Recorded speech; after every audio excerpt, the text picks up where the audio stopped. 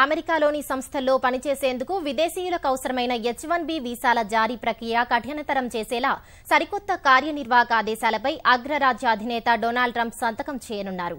H-1B వీసాల జారీలో ప్రస్తుత విధానాన్ని పూర్తిగా మార్చి సరికొత్త విధానాన్ని తీసుకురానున్నారు. విస్కాన్సిన్ పర్యటనకు వెళ్లనున్న ట్రంప్ అమెరికావే కొనండి, అమెరికన్లనే నియమించుకోండి అనే ఈ కార్యనిర్వాహక ఆదేశంపై సంతకం చేయనున్నట్టు తెలుస్తోంది.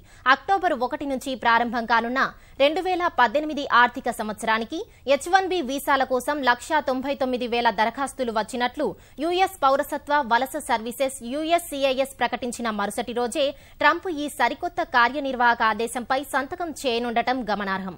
ప్రస్తుత పద్ధతి ప్రకారం వచ్చిన దరఖాస్తుల్లో 65,000 మందికి లాటరీ ద్వారా H-1B వీసాలు కేటాయిస్తున్నారు. అమెరికా విశ్వవిద్యాలయాల్లో ఉన్నత విద్యను అభ్యసించిన విదేశీయులకు మరో 20,000 H-1B వీసాలను జారీ చేస్తున్నారు. అయితే ఈ లాటరీ పద్ధతిని ట్రంప్ సర్కార్ వ్యతిరేకిస్తున్నట్టు అమెరికా ఉన్నతాధికారులు వెల్లడించారు. విదేశాల నుంచి అత్యున్నత నిపుణులను మాత్రమే నియమించుకోవాలని, సాధారణ ఉద్యోగాలను అమెరికన్లకే కల్పించాలని కంపెనీలను డొనాల్డ్ ట్రంప్ ఇదివరకే హెచ్చరించారు. ఈ నేపథ్యంలో ఈ కార్యనిర్వాహక ఆదేశాలు ఎలా ఉంటాయనే దానిపై భారతీయ ఐటీ కంపెనీల్లో ఉత్కంఠ నెలకొంది.